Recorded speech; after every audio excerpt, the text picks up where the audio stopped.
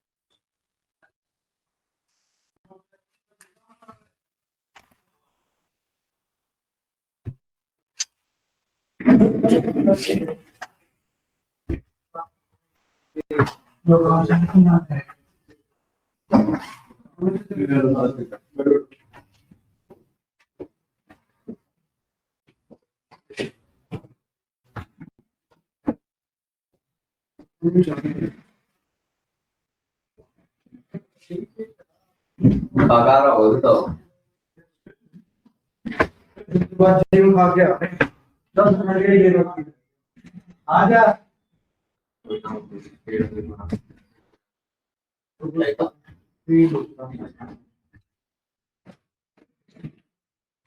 आज जो हमारा टॉपिक है दैट इज इन्फ्लुएंशियल स्टार्स, ठीक है ना। तो स्टैटिस्टिक्स नेक्स्ट पार्ट है ये। एंड लास्ट टाइम जो हमने किया था इन डिस्क्रिप्टिव स्टार्ट वो था कि जब मेरे पास डेटा है उसको मैं डिस्क्राइब कर रहा हूँ, ठीक है। एंड इन्फ्लुएंशियल स्टार्स में मैं क्या कर रहा हूँ, इन्फ्लुएंशियल स्टार्स में जो मेरे पास डेटा है उसको मैं उससे इन्फ्लुएंस निकाल रहा हूँ बेसिकली, ठीक है। इन्फ्लुएंस का मतलब कि उस तरह कुछ प्रेडिक्ट करना चाह रहा हूँ, उस तरह प्रोबेबिलिटी फाइंड कर रहा हूँ एक चीज की। नई फाइल बना रहा हूँ, हाँ नई फाइल बना लो, ठीक है। मैं उससे चीज की प्रोबेबिलिटी फाइंड करना चाह रहा हूँ, that is very base of influential stars, ठीक है। इसके अंदर मैं टॉपिक्स बताता हूँ क्या क्या पढ़ने वाले। तो सबसे पहला जो टॉपिक हमारे पास आएगा दैट इज द प्रोबेबिलिटी, ठीक है।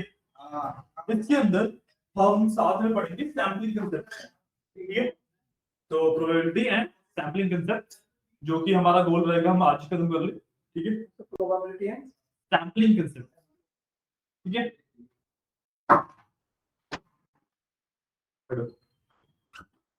ठीक है, उसके बाद जो हमारा सेकंड टॉपिक रहेगा वो रहेगा हमारा सेंट्रल लिमिट थ्योरम, ठीक है। सेकंड टॉपिक जो हम पढ़ेंगे that is central limit theorem, और इसमें हम पढ़ेंगे सैम्पलिंग डिस्ट्रीब्यूशन, ठीक है। उसके बाद हमारा confidence intervals and bootstrapping method. आओ बैठो,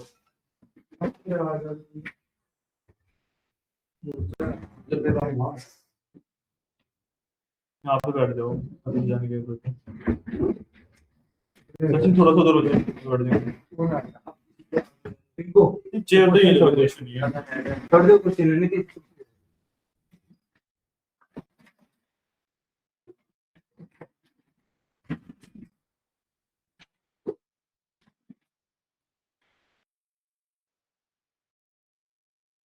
जल्दी जल्दी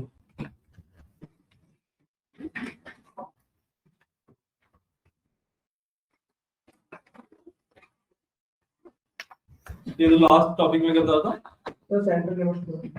हाँ, सेंट्रल लिमिट थ्योरम ये हमारा सेकंड टॉपिक है, और इसके साथ हम पढ़ेंगे सैम्पलिंग डिस्ट्रीब्यूशन की, ठीक है।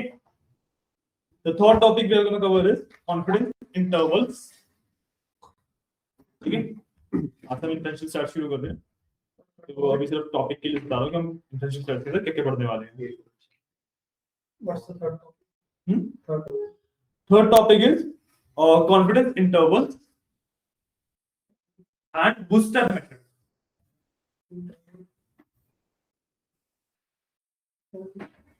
बूटस्ट्रैप मेथड, ठीक है। उसके बाद हमारे पास जो फोर्थ टॉपिक आएगा वो आएगा हाइपोथेसिस टेस्टिंग, जो हम बेसिकली हाइपोथेसिस निकाल रहे हैं, जो हम प्रेडिक्ट कर रहे हैं वो कितना सही है, उसकी टेस्टिंग के मेथड्स। एंड इसी टेस्टिंग के मेथड्स में एक कांसेप्ट यूज होता है पी वैल्यू का, तो हम वो पढ़ेंगे। तो hypothesis testing and P value. Sir ये कॉन्फिडेंशियल इंटरवल में है या फिर नेक्स्ट है? नहीं, confidence interval and booster method है, एंड उसके बाद hypothesis testing and P value.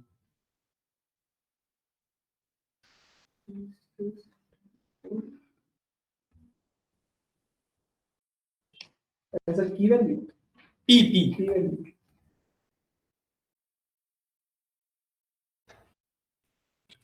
उसके बाद जो नेक्स्ट टॉपिक हमारे पास आएगा वो है two sample test, effect sizing and effect sizing.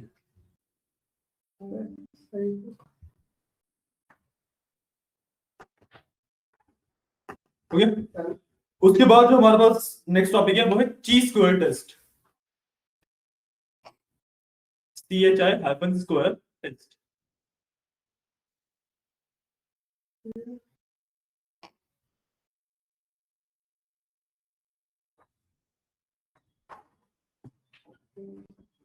उसके बाद जो नेक्स्ट टॉपिक हमारे पास और जो कि हमारा बेसिकली लास्ट सेकंड टॉपिक है, दैट इज रिग्रेशन इन्फ्रेंस।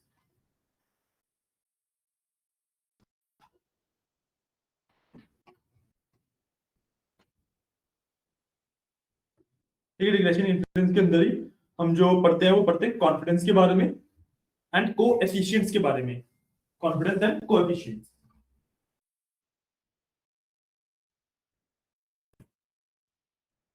ठीक है, और लास्ट में जो वापस टॉपिक रहेगा that is proper bootstrapping, and उसके बाद रहेगा inference for ML evaluation criteria, ML evaluation matrix. Sir regression inference के बाद क्या है?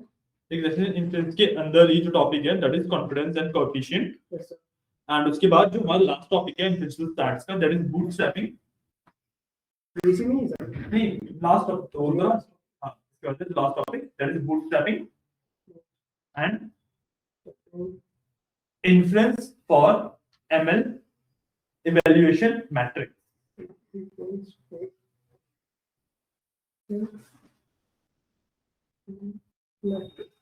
ठीक है,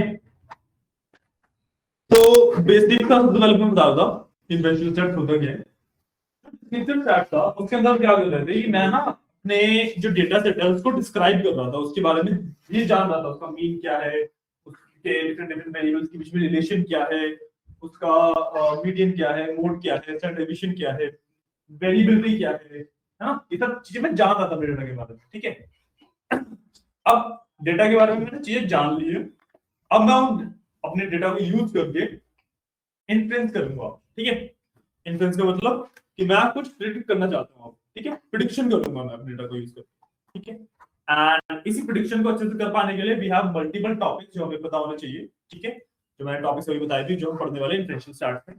ठीक है, this is the basic introduction of inferential stats. Inferential stats actually होता क्या है। ठीक है, और आज जो हम टॉपिक मेजरली कवर करेंगे that is population and sampling. ठीक है, पॉपुलेशन एंड सैंपलिंग, तो पता करेंगे पॉपुलेशन क्या होता है, सैंपलिंग क्या होता है, कैसे ये चीजों को इफेक्ट करता है, हम इससे एक्चुअली जो प्रेडिक्शन वाला मेथड है उस पूरे प्रेडिक्शन वाले मेथड में कहां पे सेट बैठता है, इन सब चीजों के बारे में बात करेंगे। ठीक है, क्लियर है?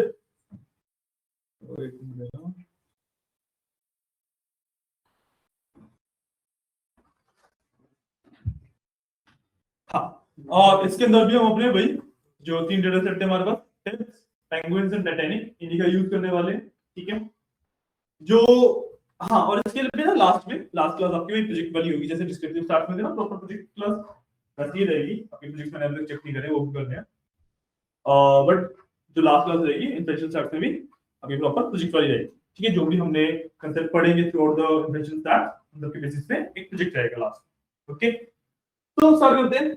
बेसिक इन्फ्रेंशियल स्टैट्स मैंने बताया क्या होता है, उससे हम इन्फ्रेंस कर रहे हैं, ठीक है। उसके अंदर ये टॉपिक्स आते हैं, और जो सबसे पहला टॉपिक है हमारा that is probability and sampling, ठीक है। तो सबसे पहले प्रोबेबिलिटी की बात करता हूँ। प्रोबेबिलिटी काफी सिंपल सा कंसेप्ट है कि किसी चीज के होने के कितने चांसेस है, ठीक है, दैट इज प्रोबेबिलिटी। अब जब भी हम इन्फ्रेंशियल स्टैट्स के अंदर कुछ प्रिडिक्शन दे रहे हैं ना, कुछ भी हम इन्फर कर रहे हैं, कुछ भी प्रिडिक्ट कर रहे हैं, उसको हम 100% कॉन्फिडेंस के साथ नहीं बोलते, ठीक है। मैं ये नहीं बोलता कभी भी कि भाई ये होगा। मैं कहता हूँ 88% चांस है ये होगा, या फिर 60% चांस है ये होगा, या फिर 99% चांस है ये होगा, ठीक है। मैं कभी भी प्रॉपरली फ्यूचर नहीं बता रहा, ठीक है। मैं प्रोबेबिलिटी के बेसिस पे एक कैलकुलेटेड प्रेडिक्शन दे रहा, ठीक है। सो इन दिस इन्फ्रेंशियल स्टैट्स हम बेसिक कंसेप्ट के बारे में पढ़ेंगे, बट एमएल में, डीएल में, एआई में जब हम एक्चुअली प्रेडिक्शन दे रहे हैं, तो हम एक्चुअली चीजों को बता रहे हैं डेटा के बेसिस पे कि ऐसा होगा, तो मैं कभी भी 100% श्योर होकर नहीं बता पाता हूँ, ठीक है। हमेशा मेरे पास एक प्रोबेबिलिटी रहती है, ठीक है, कि 99% चांस है, 80% चांस है, जितने मर्जी परसेंट चांस है, from this varies from 0 to 100, ठीक है। 100 पाना काफी मुश्किल है, ठीक है। और एक गुड प्रिडिक्शन माना जाता है when you are the range of 90 to 95, ठीक है। फिर 95 के ऊपर जा रहे हो, फिर तो लाइक काफी अच्छी एक्यूरेसी है आपकी, काफी अच्छा कॉन्फिडेंस लेवल है आपका, ठीक है। बट एक जो गुड नंबर रहता है, आप 90 से 100 ले लो, एक गुड नंबर आता है 90 to 100 के बीच, ठीक है। और 90 से नीचे की कुछ प्रोबेबिलिटी आ रही है मेरे किसी प्रेडिक्शन की, तो उसे भी नहीं मानता, ठीक है। और उसके ऊपर क्या है तब भी मानता, ठीक है। और अब जब मैं चांसेस की बात कर रहा हूं, जब मैं परसेंटेज की बात कर रहा हूं कि भाई 80% श्योर हूं, 90% श्योर हूं, तो ये जो निकलती है with the concept of probability, ठीक है। बचपन में पढ़ा होगा आराम से, प्रोबेबिलिटी काफी सिंपल सा कांसेप्ट है, ठीक है। सो प्रोबेबिलिटी हमारा सबसे पहला टॉपिक आता है, इसका फॉर्मूला काफी सिंपल होता है, ठीक है। फेवरेबल आउटकम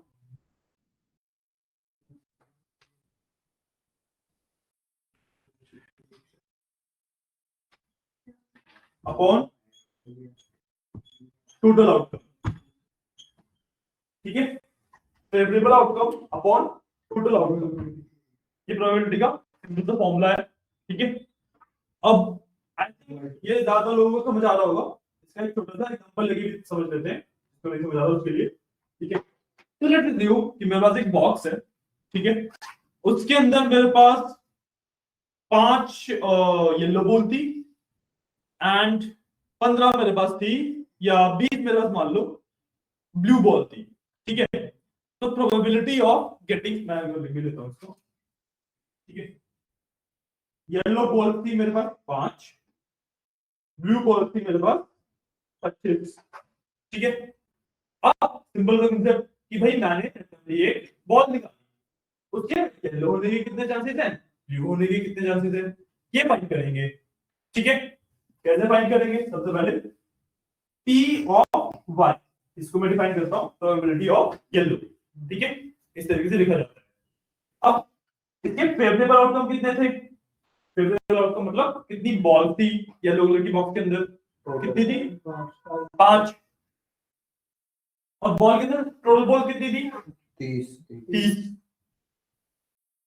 तो 30, दिस आ गया 1/6, है ना, 1/6। तो इसके chances of getting a yellow ball is 1/6, ठीक है। अगर मैं ब्लू के लिए निकाल लूं तो कितनी हुई 5/6, फेवरेबल कितनी हुई 25, 25, टोटल भाई 30 आएंगी,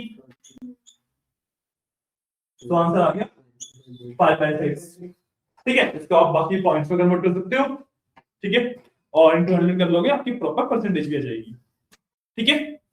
ये बेसिक कंसेप्ट होता है प्रोबेबिलिटी का, बहुत ज्यादा कॉम्प्लेक्स प्रोसेस नहीं है, काफी सिंपल कैलकुलेशन है, ठीक है। इसके ऊपर ज्यादा ध्यान नहीं दें, ठीक है।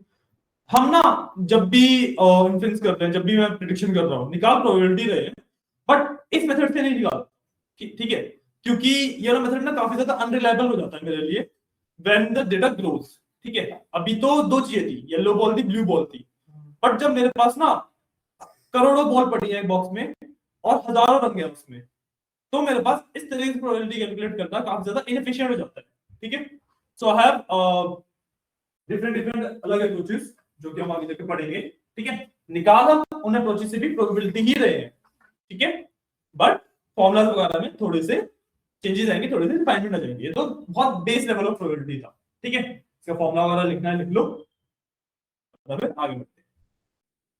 ठीक है, तो काफी बेस लेवल प्रोबेबिलिटी थी। ठीक है, आगे बढ़े। ठीक है, तो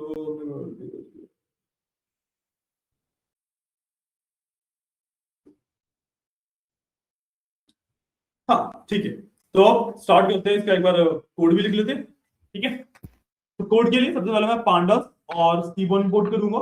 ठीक है, तो नई फाइल बनानी है। हाँ नहीं बना लो।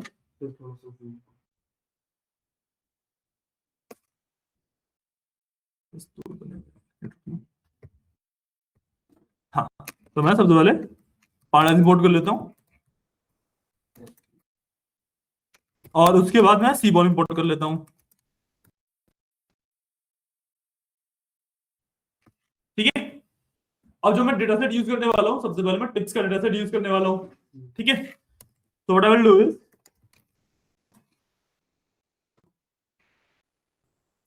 Load data set tips. ठीक है, मैंने डेटा सेट को लोड कर लिया। टिप्स वाला है। हाँ, टिप्स वाले पे वर्क कर रहे हैं सबसे पहले। ठीक है, मैंने पांडास को इंपोर्ट किया, सीबॉन को इंपोर्ट किया और जो मेरा टिप्स वाला डेटा सेट था उसको लोड कर लिया। अब देखो, वैसे तो मैं जब भी एक डेटा सेट लोड करता हूँ हमेशा उसको डॉट हेड करके देखता हूँ कि उसके अंदर क्या क्या कॉलम थे, क्या क्या सब कुछ था। बट क्योंकि अभी हम डिस्क्रिप्टिव सेट से आ ही रहे हैं, हमें तीनों डेटा सेट्स का अच्छे से आइडिया किसमें क्या क्या है, तो वो करने की जरूरत नहीं है।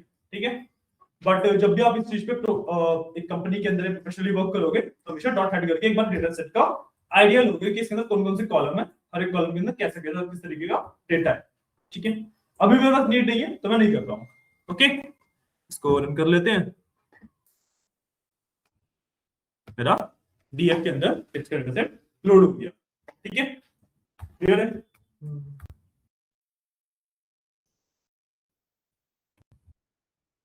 हाँ, और प्रोबेबिलिटी काफी बेसिक टर्म्स में अगर मैं निकालने की बात कर रहा हूँ, जैसे ये वाली प्रोबेबिलिटी निकाली थी, तो याद है डिस्क्रिप्टिव स्टैट्स के अंदर हमने एक प्रोपोर्शन निकाला था, वो नॉर्मलाइज इक्वल टू ट्रू करके, है ना, काउंट में नॉर्मलाइज इक्वल टू ट्रू करके प्रोपोर्शन निकाला था। वही बेसिकली आपकी प्रोबेबिलिटी रहती है। ठीक है, तो निकालने के लिए क्या करूंगा मैं, सिंपली डीएफ में से लेते कितने स्मोकर्स है उसकी वो निकाल लेते हैं प्रोबेबिलिटी। डीएफ स्मोकर मतलब कॉलम सेलेक्ट कर लिया ना, स्मोकर के नाम से कॉलम है। ठीक है, so value counts normalize equals 2। ठीक है, सिंपल से इतना सा रन करूंगा मैं बस एक परसेंटेज आ जाएगी स्मोकर की, 61% लोग नॉन स्मोकर है, 38% लोग स्मोकर। ठीक है, निकालने के लिए सेम यही फॉर्मूला लगता है, favourable outcome upon total outcome, again favourable outcome upon total outcome. मतलब प्रिंट नहीं करवाया आपकी बार में, मतलब इसमें तुम देखो, अभी मैं कोलैब पे हूं तो मैं डायरेक्टली लिखने से चल जाता है, बट नहीं चला, क्यों नहीं चला, लिखो तो सही।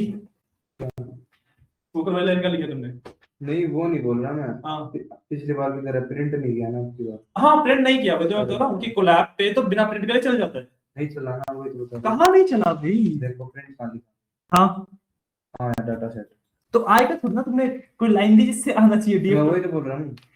डीएफ डॉट हेड वगैरह करोगे तुम, इसको प्रिंट में डालोगे तब भी नहीं कुछ आएगा, क्योंकि तुम लोड कर रहे हो।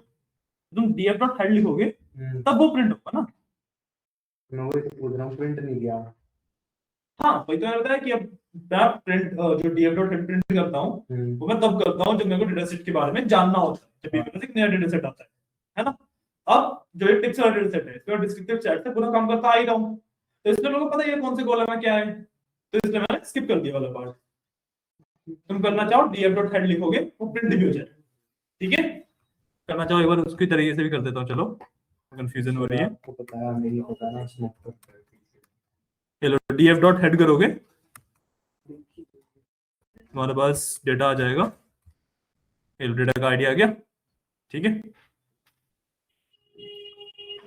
और इसके अंदर अब मैं एक नया कोड पीस ऐड कर लेता हूँ, इसके अंदर ये प्ले रन कर लेते हैं।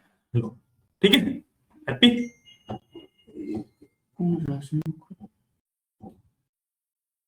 टाइम डिनर यार ऊपर डीएफ डॉट हेड कर लिया, मेरे पास डेटा भी आ गया देखने के लिए। सॉरी कोई नीचे नीचे वाला मैंने तो आपने अलग अलग कर हाँ अलग अलग कर दिया, स्प्लिट कर दिया इसमें।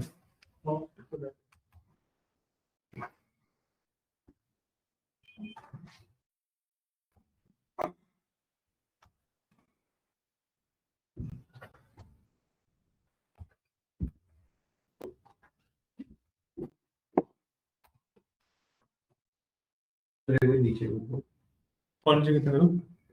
हेड वाला अच्छा,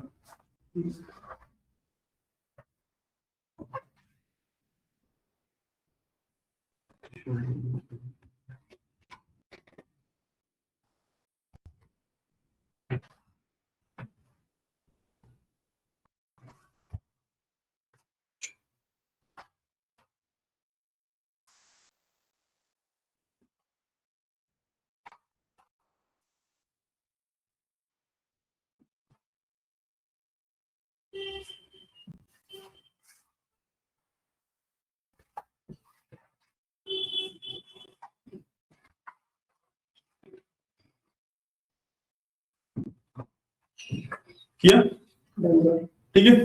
तो जो आप नीचे करोगे, जो ये वैल्यू काउंट में आपने नॉर्मलाइज प्रूव किया है, वो कुछ भी नहीं है, बेसिकली आपकी प्रोबेबिलिटी है ना? क्योंकि उसको निकालने का तरीका क्या है कि मान लो नो के 10 एंट्रीज थी, टोटल 20 एंट्रीज है, तो 10/20 0.5 हो जाएगा, एंड इनटू 100 50% आ गया, है ना? तो बेसिकली सेम कंसेप्ट है। अगर आपको अप्लाई करना होता है थ्रू पाइथन तो आप इस तरीके से अप्लाई कर सकते हैं, ठीक है। जो हमने प्रोपोर्शन निकाले थे दैट इज प्रोबेबिलिटी बेसिकली, ठीक है, क्लियर है। बट इस चीज का यूज हमें बहुत कम होता है, ठीक है। डिस्क्रिप्टिव स्टार्ट में हमने इसे प्रोपोर्शन के बेसिस में पढ़ लिया था एक बार, ठीक है। प्रोबेबिलिटी इस तरीके से मैंने जैसे पहले बताया, मैं बहुत कम निकालता हूं, ठीक है। बहुत कम चांसेस होते हैं जब मैं इस तरीके से प्रोबेबिलिटी निकालूंगा, क्योंकि इसके अंदर प्रिडिक्शन वगैरह कुछ नहीं करता। और जब मैं प्रिडिक्शन कर रहा होता हूँ तो बस जो डेटा होता है वो काफी अलग तरीके से बन के आता है, हमें प्रोबेबिलिटी निकालने के लिए भी अलग अलग चीजें यूज करनी पड़ती है, ठीक है, क्लियर है। प्रोबेबिलिटी का बेसिक कंसेप्ट समझ आया, है ना? अब चलते हैं हमारे अगले कंसेप्ट की तरफ, that is sampling and population, ठीक है।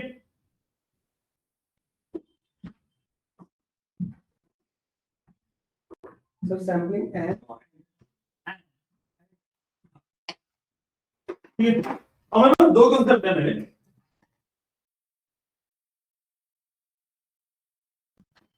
सैम्पलिंग और पॉपुलेशन, ठीक है। ये कंसेप्ट काफी सिंपल है, इसमें ज्यादा कुछ भी नहीं है, ठीक है। जो मेरा डेटा सेट है उसके अंदर मान लो 100 रोज थी, ठीक है, तो वो 100 की 100 रोज बन जाती है मेरी पॉपुलेशन, ठीक है। पॉपुलेशन का बेसिक मतलब क्या हो गया, मेरा पूरा डेटा सेट, फुल डेटा, ठीक है। और उसमें से मैंने एक छोटा सा सैंपल निकाल लिया, 10 रोज का, 20 रोज का, 30 रोज का, ठीक है, वो मेरा बन जाता है सैंपल सेट, ठीक है। पॉपुलेशन और एक हो गया सैंपल, सैंपल बन गया, मैं जितना उसमें से 10-20 रोज निकाल रहा हूं वो, पॉपुलेशन तो पूरी थी ही, ठीक है। तो बेसिक कंसेप्ट है सैंपलिंग में part of the data, small मतलब small part of the data होता है,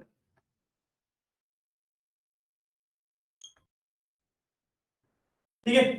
पॉपुलेशन सेट तक पूरा का पूरा, और सैंपल उसका छोटा सा पार्ट, ठीक है। अब मैं ऐसा क्यों करता हूँ? ऐसा करने के मेरे पास बहुत सारे रीजन है, ठीक है। पहला, जब मैं प्रिडिक्शन करता हूँ तो एक छोटे से सैंपल के ऊपर करना ज्यादा प्रेफर करता हूँ, ताकि मैं अपनी प्रिडिक्शन को वेरीफाई कर सकूं पॉपुलेशन के हिसाब से, ठीक है। मतलब कि जैसे पॉपुलेशन में 100 रोज थी, मैं 100 की 100 रोज को यूज करके एक प्रिडिक्शन निकाल रहा हूँ, तो मेरे पास उस प्रिडिक्शन को वेरीफाई करने के लिए कुछ भी नहीं है ना। मैंने 100 की 100 रोज तो यूज कर ली, इसलिए मैं सैंपलिंग करता हूँ। सैंपलिंग करके मैंने लगा लो 20 रोज निकाल लिए अलग से, उन 20 रोज के बेसिस पे मैंने प्रिडिक्शन करी। अब उन 20 रोज के बेसिस पे जो प्रिडिक्शन करी, मैं उसको बची हुई 80 रोज के हिसाब से कंपेयर कर सकता हूँ। पॉइंट है ना? तो ये एक तो ये रीजन होता है। दूसरा, जब आप आगे जाके एमएल पढ़ोगे, मशीन लर्निंग पढ़ोगे, तो उसमें कंसेप्ट आता है ट्रेन टेस्ट स्प्लिट का, ठीक है। मशीन लर्निंग में बेसिकली हमें मॉडल को ट्रेन करना होता है, ठीक है। तो उसके अंदर मैं सैम्पलिंग करता हूँ, उसके अंदर उस कंसेप्ट उल्टा हो जाता है। अब मशीन लर्निंग में जो मॉडल में ट्रेन करता हूँ, लेट्स से मैंने भाई 100 रोज थी, उसको स्प्लिट कर दिया 20 और 80 में, ठीक है। 20 रो अलग कर ली, 80 रो अलग कर ली, ठीक है। अब 80 रो के ऊपर मैं अपना एक मॉडल ट्रेन करके उन 20 के ऊपर उस मॉडल की एक्यूरेसी टेस्ट करता हूँ। तो इस वजह से भी स्प्लिटिंग करनी पड़ती है मेरे को, ठीक है।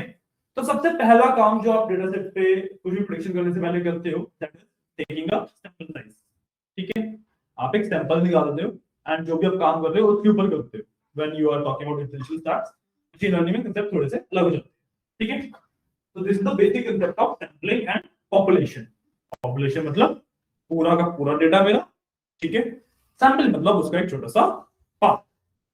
समझ आया? सिंपल है ना? पेज में और कुछ आने के लिए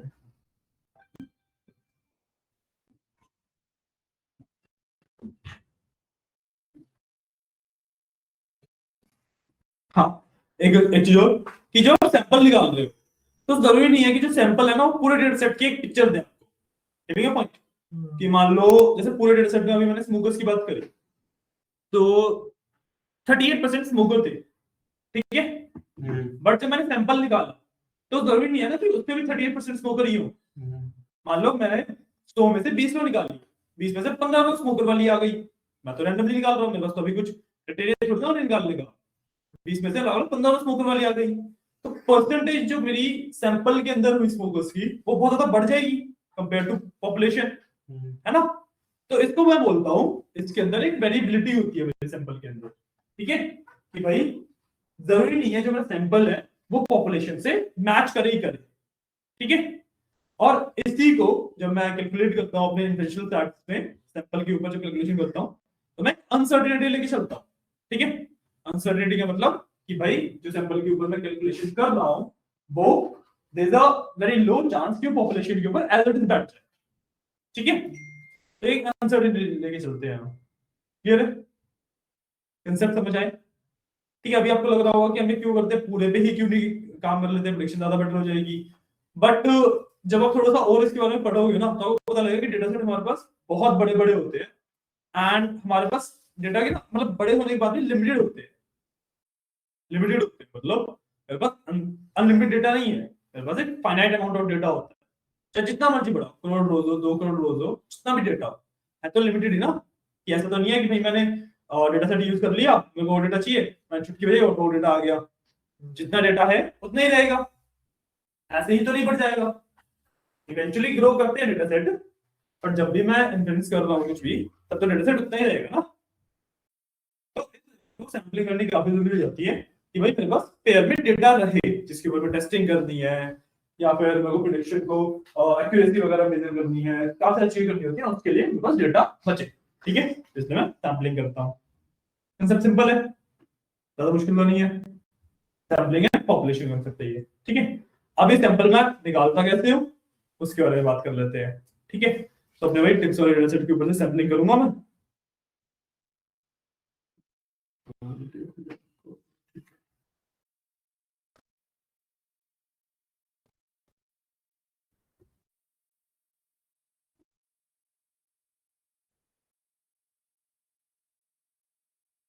ठीक है, दोनों सैंपलिंग करेंगे। तो अभी जो हम करने वाले हैं सबको दो चीजें समझ आएंगी, ठीक है। एक तो सैंपलिंग की कैसे जाती है, ठीक है। दूसरा कि जो मैंने बात बताई अनसर्टेनिटी वाली कि भाई जो सैंपल है उसमें वैल्यूज बहुत ज्यादा वेरी करती है, ठीक है। तो हम क्या करने वाले हैं, हम ना मल्टीपल सैंपल्स निकालने वाले हैं अपने डेटा सेट में से, ठीक है। और सभी जो सैंपल्स है उनको कंपेयर करेंगे कि भाई जो मेरी वैल्यूज है वो किस तरीके से अलग अलग अलग अलग आ रही है, ठीक है। हमारा गोल है कि भाई मैं 500 या 1000 सैंपल निकालूंगा, ठीक है।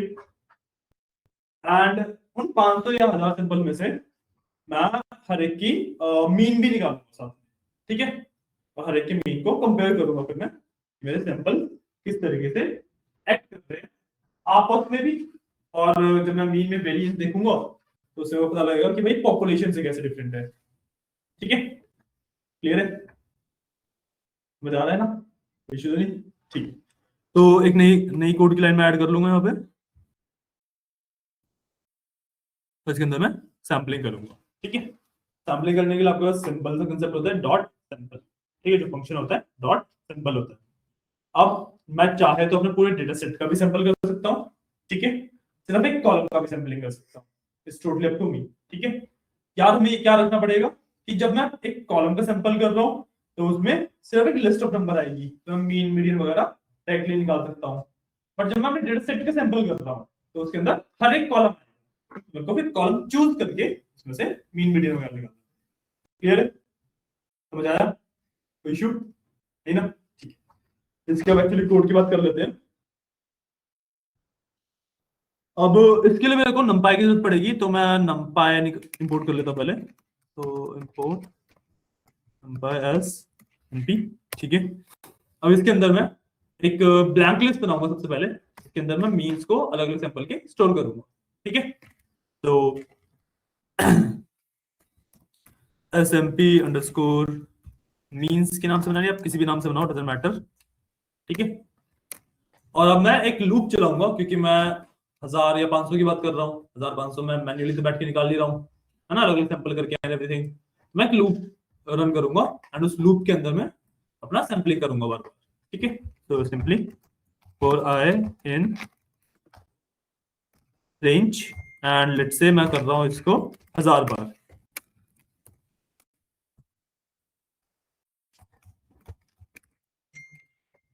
ठीक है, फॉर आई इन रेंज 1000, इसको 1000 बार कर रहा हूं। ठीक है,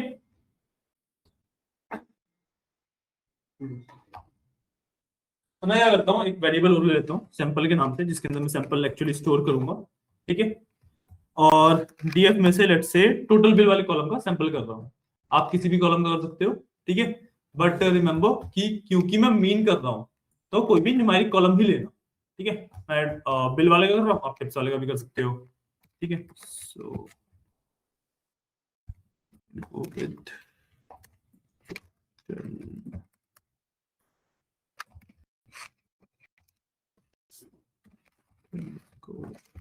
बिल। ठीक है, डॉट सैंपल कर सकता हूं। ठीक है, अब इसके अंदर मेरे को जो मेन रहता है वो दो चीज डिफाइन करना रहता है। ठीक है, सबसे पहले मेरे पास रहता है एन। एन का मतलब क्या होता है कि मैं कितना percentage of my data sample ले रहा हूं। ठीक है, कितना percentage of my data sample ले रहा हूं। बट वो जब मैं डॉट सैंपल वाला कमांड यूज कर रहा हूं तो it is representing actual rules. ठीक है, जैसे मैं लेट्स से 30 लिखता हूं यहाँ पे, तो यहाँ पे 30% नहीं होगा, यूजुअली 30% होता है, बट इस केस में 30% नहीं होगा।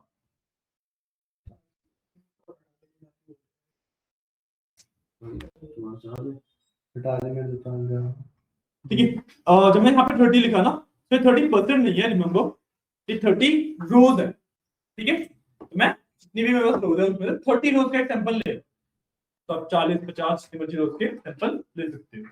ठीक है, क्लियर?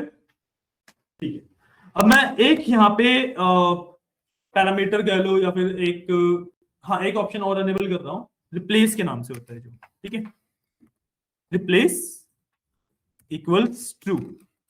इसका मतलब क्या हुआ, इसने सैंपल निकाला, उसको स्टोर करके रखा, जब उसका जो भी कैलकुलेशन वगैरह करनी है कर लिया, जब अगली बार सैंपल निकालेगा, जब पुराने वाला सैंपल है ना उसकी मेमोरी को क्लियर कर देगा। ठीक है, ये करना इसलिए जरूरी है क्योंकि वरना जब ये सैंपल निकालेगा मेमोरी में स्टोर करके तो रहेगा सैंपल्स को। ठीक है, एंड हमारी मेमोरी बहुत ज्यादा भर जाएगी। ठीक है, पॉइंट, मेमोरी हमारी काफी ज्यादा भर जाएगी, तो हमें रिप्लेस करने की बहुत जरूरत है। क्योंकि बेसिकली मैं इसको ये कह रहा हूँ कि भाई जो तूने पुराना सैंपल निकाला था अब उसको हटा दे, उसी की जगह पे नया वाला डाल। ठीक है, point. Replace equal to true नहीं करता हूँ तो पहले वाले भी रखेगा, उसके साथ साथ दूसरे वाले भी डालता जाएगा। ठीक है, यहाँ पे अगर आप इसे रिप्लेस इक्वल टू ट्रू नहीं भी करते तो भी फर्क नहीं पड़ता। क्यों? क्योंकि हमारे पास मेमोरी अच्छी खासी है। ठीक है, क्योंकि गूगल क्लाउड वगैरह पे वर्क करता हूँ। बट इन प्रोडक्शन एनवायरनमेंट हमारे पास ना टाइम का बहुत ज्यादा नेसेसिटी होती है कि मतलब हमारा जो कोड है वो ज्यादा फास्ट चलना चाहिए, जितना फास्ट हो सके उतना फास्ट पॉसिबल, राइट? प्लस हमारा कोड को मेमोरी भी कम से कम लेनी चाहिए, तो उसके लिए वहां पे replace equal to true by default करना ही पड़ता है। ठीक है, तो इस तरीके से मैंने सैंपल कैलकुलेट कर लिया। ओके, अब मैं क्या करूंगा, इस सैंपल का मीन निकालूंगा और उस मीन को जो ऊपर मैंने लिस्ट बनाई थी उसके अंदर स्टोर करता चलूंगा। ठीक है, तो सिंपल करेंगे smp_means dot append function use करूंगा। ठीक है, ताकि जो भी वैल्यू क्या वही टोटल बिल वाला। हाँ वही तो करने हैं। ठीक है, अब मैं डॉट अपेंड कर रहा हूँ और बार बार मैं इसका मीन कैलकुलेट करके डॉट अपेंड करूंगा तो मेरी लिस्ट के अंदर वो ऐड होता चला जाएगा। ठीक है, तो इसके अंदर मैं सिंपली कह सकता हूँ सैंपल डॉट मीन। ठीक है, मैंने मीन कैलकुलेट किया और मेरी लिस्ट के अंदर डाल दिया और ऐसा मैं 1000 बार समझ आया? क्लियर है?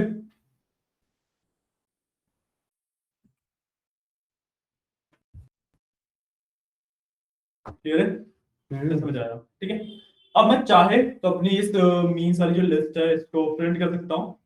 ठीक है, मेरे पास 1000 वैल्यूज आ जाएंगी जो जो मीन्स आए हैं, बट मैं वो नहीं कर। ठीक है, क्योंकि 1000 वैल्यूज मेरे को देख के कुछ नहीं समझ आएगा कि भाई क्या हो रहा है क्या नहीं हो रहा है। ठीक है, so instead what I will do is कि मैं ना प्लॉटिंग कर दूंगा इसकी, जो मेरी ये लिस्ट है इसको प्लॉट कर दूंगा, तो मेरे पास ज्यादा एक अच्छा मेरे को अंडरस्टैंडिंग मिलेगी कि भाई जो मेरे सैंपल्स हैं वो कैसे वेरी कर रहे हैं। ठीक है, कि कितने सैंपल्स की सेम मीन आ रहा है, कितने सैंपल्स का अलग मीन आ रहा है।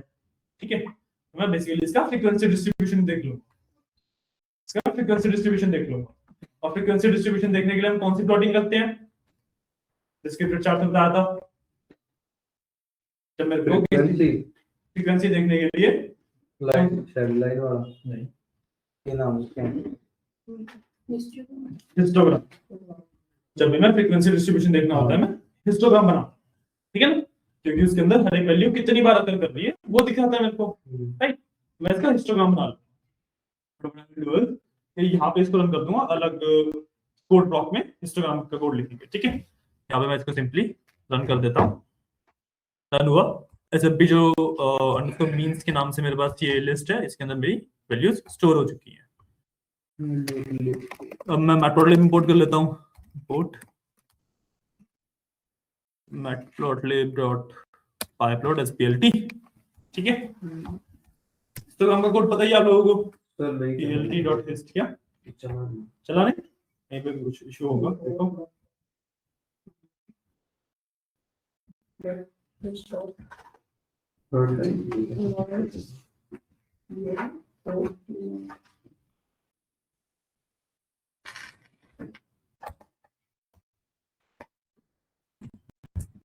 और आई मतलब बनी क्या लिखा हुआ है। ठीक है, हिस्टोग्राम बनाने के लिए plt डॉट हिस्ट, इसके अंदर मेरे को प्लॉटिंग क्या करनी है, एसएमपी मींस को और बिल बिन से फाइंड कर लेंगे। मैं बाय डिफॉल्ट वैल्यू 20 लेके रखता हूँ, उसके बाद फिर ऊपर नीचे जो करना होगा कर लेंगे। ठीक है, अब इसकी लेबल और टाइटल डाल सकते हैं। ठीक है, टाइटल क्या डालना है? इसको सैंपल डिस्ट्रीब्यूशन बोलते हैं। ठीक है,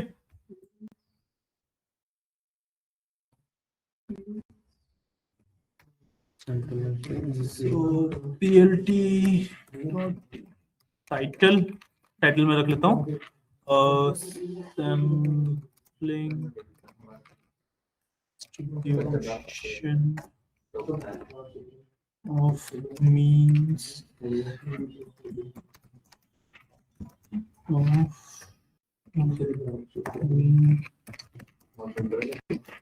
ठीक है, जो मर्जी रखो, मैं एक्सप्लेनेटरी रखा है थोड़ा सा। ठीक है, और plt डॉट शो कर देंगे, तो इससे हमारा सैंपल डिस्ट्रीब्यूशन आ गया।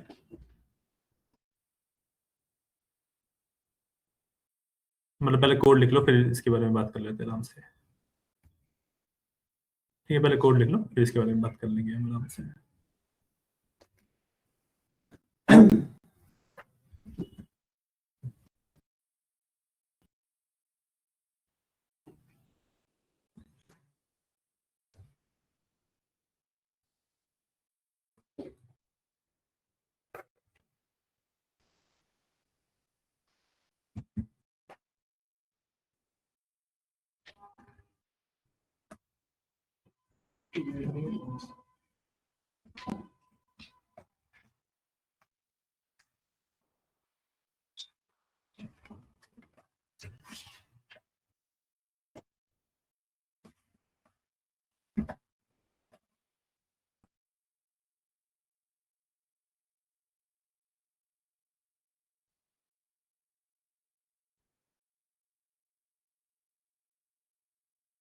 अब लोग ये करो एक बार बिल के बाद ये इतना ही है।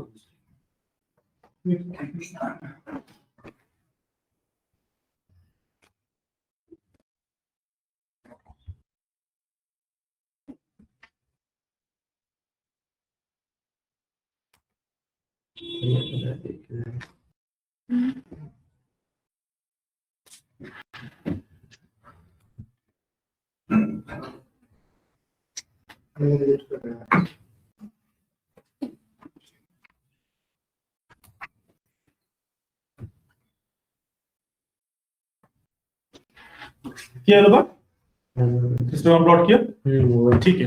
नहीं हुआ कहीं से फिर से कुछ गलत लिखा होगा।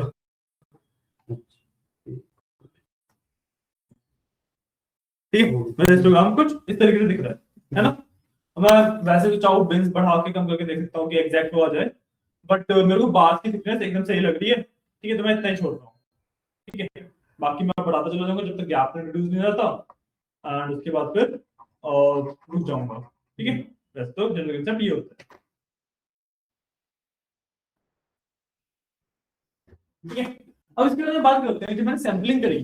ठीक है तो सैंपल में देखोगे मैक्सिमम जो डिस्ट्रीब्यूशन है जो मैक्सिमम वैल्यूज है दैट इज समवेयर फ्रॉम 17 से लेके 22 तक है ना। इस वाले पार्ट में मैक्सिमम वैल्यूज है तो या तो मैं ऐसे 18 से लेके 22 या 21 तक ही बोल सकता हूँ है ना। तो इस वाले पार्ट के अंदर मेरी मैक्सिमम वैल्यूज है और बाकी थोड़ी बहुत यहाँ इधर गिर रही है थोड़ी बहुत इधर गिर रही है। ठीक है जब भी आप सैंपलिंग करोगे और उसका फ्रीक्वेंसी डिस्ट्रीब्यूशन देखोगे कुछ इसी तरीके से आएगा। क्यों क्योंकि सैंपल के अंदर डेफिनेटली एग्जैक्टली पॉपुलेशन जैसा नहीं होता बट पॉपुलेशन से थोड़ा सा सिमिलर होगा ही है ना। पॉपुलेशन के आसपास का तो होगा। तो इसी वजह से जो मैं सैंपल साइजेस होते हैं जो मैं सैंपल लेता हूँ उसका मैक्सिमम जो मीन वगैरह आएगा जो भी आप कैलकुलेट करोगे पॉपुलेशन से आसपास ही आएगा। अगर पॉपुलेशन का मीन वगैरह कैलकुलेट करो तो तब भी वो इसके आसपास ही आएगा। ठीक है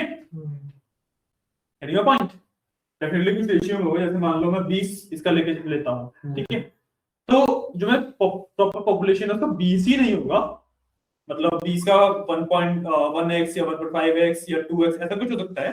ठीक है बट रेशियो में प्रोपोर्शनेट ही होगा। पॉइंट ये होती है बेसिकली सैंपलिंग। सैंपलिंग मैंने हिस्टोग्राम में इसलिए प्लॉट करवाया ताकि आपको बता सकूं कि सैंपलिंग हर बार सही नहीं होती। देखो हर बार सही नहीं है बट मैक्सिमम टाइम्स सही है। समझ आया हिस्टोग्राम कैसे देख रहा हूं मैं है ना कि मैक्सिमम जो मेरी सैंपल का मीन आ रहा है वो सेम आ रहा है। ठीक है इसका मतलब क्या होता है कि भाई जो मैंने सैंपलिंग करी है ना उसमें से मतलब लेट्स से ऑलमोस्ट कुछ 70% सैंपल अगर मैं मान लूं तो 70% सैंपल्स ऑलमोस्ट सिमिलर है कुछ कम है कुछ ज्यादा है। ठीक है तो अगेन वही इसका कंक्लूजन है कि सैंपलिंग हर बार सही नहीं होती बट मैक्सिमम टाइम्स सही होती है। ठीक है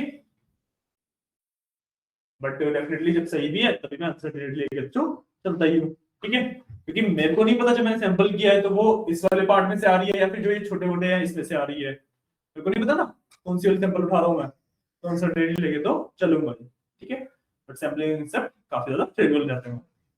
क्लियर है ठीक है तो ये था मेरा सैंपलिंग एंड पॉपुलेशन कंसेप्ट समझ आया कोई इशू नहीं। ठीक है आज के लिए इतना ही कंसेप्ट है हमारे पास जो हम कल पढ़ेंगे दैट विल बी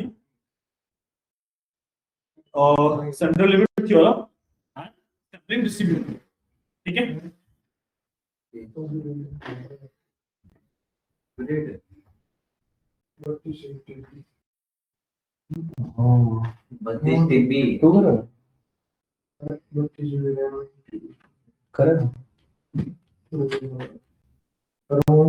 कुछ ना दे दो भाई होम सर्विस करवाओ क्या कंप्यूटर चालू सर पहले मान लो इसमें सपोर्ट कर तो पता है क्लियर? 32 कल तो पहले ठीक है, तो आज के लिए के लिए इतना ही है। कल के लिए हम जो पढ़ेंगे हमें वो बता दिया।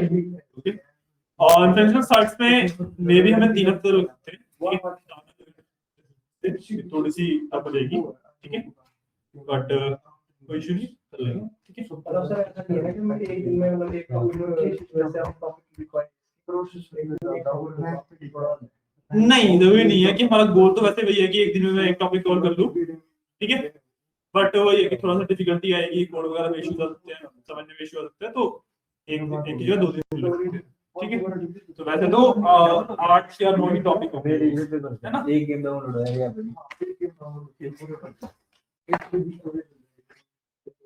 वैसे तो 8 या 9 ही टॉपिक होंगे, ठीक है, तो वही 8 या 9 क्लासेस का ही होगा, ठीक है, बट वही इशू आएगा, समझ नहीं आएगा तो ज़्यादा टाइम मतलब इंटेंशनल स्टार्ट्स से हम पाइथन की कोलैबोरेशन हो जाएगा, पाइथन की कोलैबोरेशन हो जाएगा। लैब की तो नहीं मतलब आप बोल रहे हो पाइथन की नहीं, इंटेंशनल सेट भी आप ये कोड कर सकते हो, एमएल से हम शिफ्ट करेंगे इस पे, इंटेंशनल सेट की बात होता है ना, एमएल वाले टॉपिक से हमें प्रॉपर क्लास पे आना। बाय, चलो, थैंक यू, आज के लिए इतना ही, अब कल मिलते हैं। तो फिर